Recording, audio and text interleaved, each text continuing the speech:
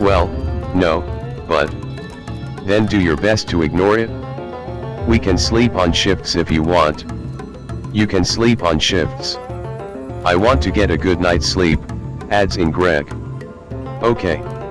You sure you're fine with this, Frank? I say.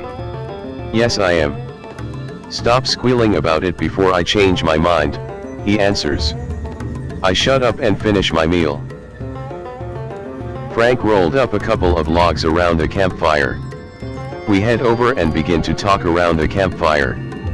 We are sharing stories about college. As Maximilian and Greg are telling us about a shitty professor they both had, I look over at Frank. He is staring wide-eyed past Max and Greg, deep into the woods. I follow his line of sight and it takes a minute or two before I notice them. The hair on the back of my neck goes straight up and I get goosebumps on my skin. I can see a pair of two yellow-orange eyes about 20 yards away. I'm not exactly able to tell how high of the ground they are. Max and Greg, noticing that no one is listening to them and are instead looking into the forest, ask us what the fuck is so interesting. Right as they say this, something makes a loud snort/grunt. This is followed by a long growl. Like a large dog's growl, but deeper, louder, and far more menacing. I get up, and now realize how big this thing must be.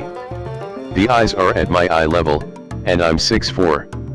Max and Greg, who are closest to the edge of the clearing, bolt off of their logs and get to our side of the campfire. Frank snaps out of his gaze and grabs his revolver. He stands and aims it at the eyes, yelling at it to fuck off. The rest of us dart over to our tents and retrieve our guns and spare ammo. I load mine. We get in a line. We aim. Frank says, on the count of 3, fire. 1, 2, 3. Don't fire till you see the whites of their eyes.exe. Fire. We shoot in semi-unison. We can't hear if we hit anything because multiple guns firing at once in close proximity on an otherwise quiet night is really fucking loud. Once I regain my full senses, I no longer see the eyes. Fuck. I don't know whether to feel relieved or to feel more concerned. What the fuck was that thing, says someone. Whatever that was, it's gone now. Okay. Anon, it looks like you've got your wish. We are definitely sleeping in shifts tonight, if we sleep at all. We all reload and set up a sort of perimeter. K would not be proud. We just cleared out all that would block our field of view. Basically, all vegetation or rocks over 6 inches were cleared. We used the logs to make a barrier-ish thing. This barricade served more purpose for our own feeling of safety, it did not really serve any realistic purpose for defense. The forest is now dead quiet. Shit is really creepy. Here is our plan. 1 sleeps while 3 are awake. 1 man has the 1911, 1 man has the revolver, and the other guy has the 4.22 rifles. The second a person sees something yellow or orange in the woods, they immediately fire a warning shot into the air to wake the other boys up and hopefully scare it off. Me, Frank, and Greg take the first shift. All is well. Second shift is me, Max, and Greg. At some point, Greg gets spooked by what he says is some shuffling in the woods. He fires at it. Me and Max nearly jump out of our skin. Frank wakes up. We are pissed at Greg, but nothing else happened that night. Fast forward to the morning. We hastily pack up. We immediately go back the way we think we came, as we will somewhat have an idea of how far we must go. Greg says that he is going to check on the area that he shot at last night. We tell him to wait a few minutes so that the rest of us can go with him, for safety reasons. About 5 minutes later, we are fully packed, and head over to the area. We are looking around for signs that show that there was some sort of animal here last night. Max shouts out for us to have a look at what he found. There is a distinct trail of hoof prints. These were not deer tracks. These were bigger, and were cloven. My blood runs cold. Greg is pleased to see that he was correct to fire. Max reminds him that if this was a human, he would be feeling otherwise. Frank says that maybe this was from a cow or horse. I tell him that these woods are not a good environment for a fully grown cow, and that it would have been much louder last night if it was a horse that Greg shot at. Greg shuts up. We are all through. We begin our trip back to the highway. Our plan is to get to the highway before sundown and then try to hitch a ride.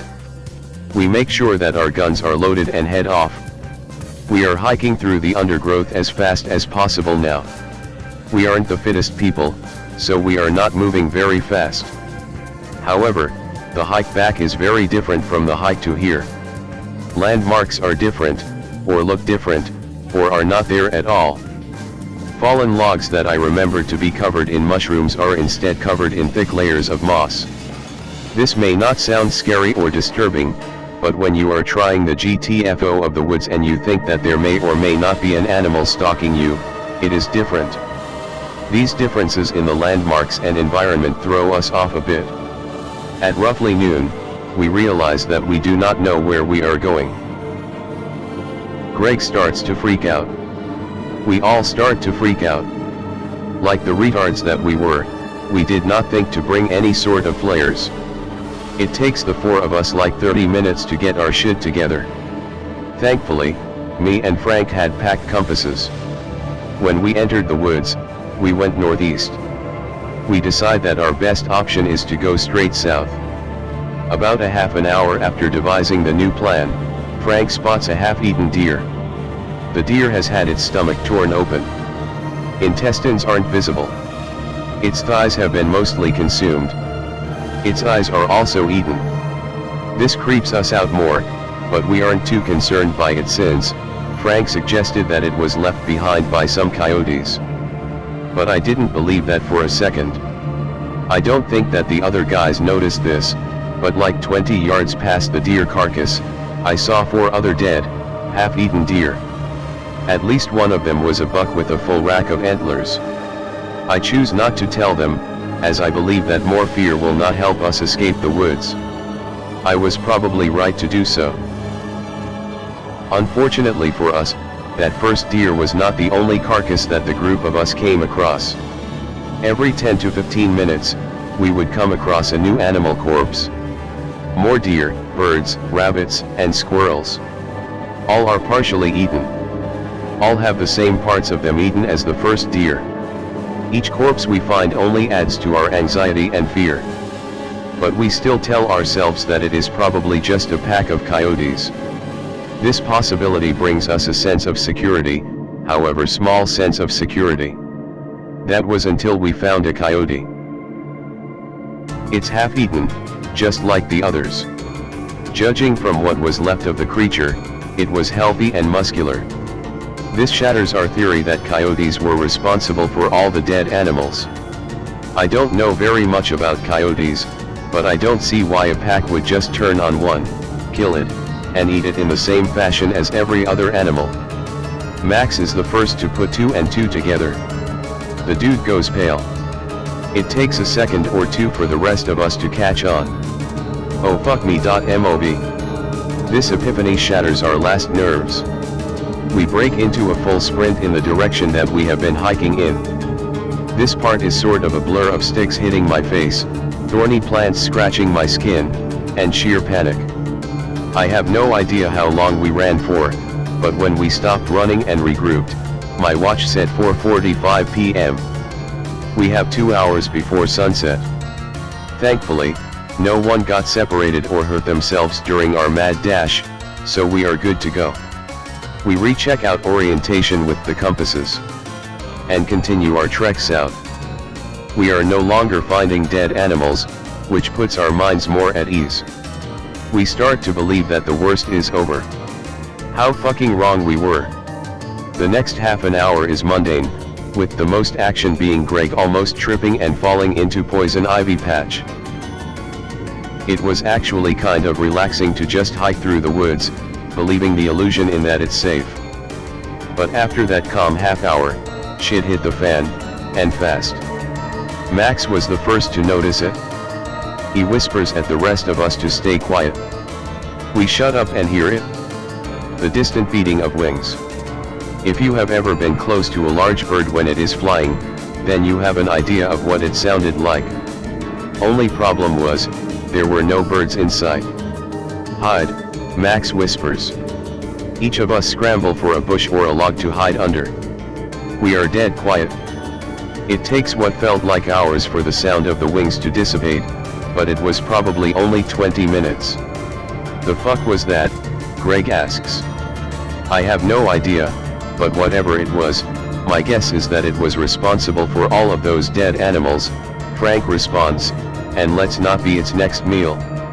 We resume our journey yet again, but this time, we are all on high alert. We freeze every a branch snaps, or a squirrel rustles through the trees, or a woodpecker drills a hole. We are moving a lot slower, and it is getting closer and closer to sundown. Nothing really happens for a while. At 6:30, we stop to catch our breath.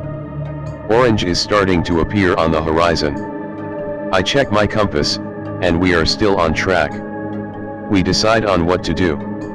No one wants to stay another night in the woods, but Max and Greg are against hiking through unknown terrain at night, while me and Frank are convinced that if we don't continue on, we are gonna be a midnight snack for the thing that killed all of those other animals. I end up convincing them to go by pointing out the imminent danger of staying and pointing out that the road that we came down here on shouldn't be more than 2 miles away, which should only take us another 40 to 50 minutes. Unfortunately, this took a grand total of 15 minutes for us to decide, and the sky is orange from the sunset. After 25 minutes, the only light is from the moon, which is very bright as there were few clouds, and an old oil lantern that Greg brought with. So we are now walking in a single file line, with Greg leading the way, like a bunch of kindergartners. And it's here where shit hits the fan. Greg asks, "Hey guys, is in the sky?" And we tell him so. "Then why am I feeling water dripping onto me?" he asks as he shines the light of the lantern into the trees. "Why did God leave us? PDF. The light illuminates the face of the ugliest and most terrifying thing I have ever seen. It is a cross of a goat and a horse's shape, with bright yellow goat eyes, but without any fur. It opens its mouth and roars, same roar that we heard last night, but 1,000 times louder. Its gums are black, its tongue is pink and like that of a dog, and its teeth are almost as yellow as its eyes. This thing's canines were at the least 1.5 inches long. Its chin has a few dark brown or black hairs. The rest of it is not illuminated enough to make out. It catches all of us by surprise. For one long ass second, we all look on in a mixture of shock, fear, and awe. Then our fight or flight instincts kick in and we bolt. It roars again and takes flight. In the distance, we see the street lights of a road, and run even faster. I'm crying like a bitch, with my tears from joy and fear. We make it to the road, and continue running down it. Max is ahead of everyone. I'm behind him. Frank is behind me. Greg is behind Frank. But then Greg trips, stumbles for a second, and face plants. I screech to a halt and turn around and get a good look at the thing for the first time. Unless I get Alzheimer's or dementia, I will never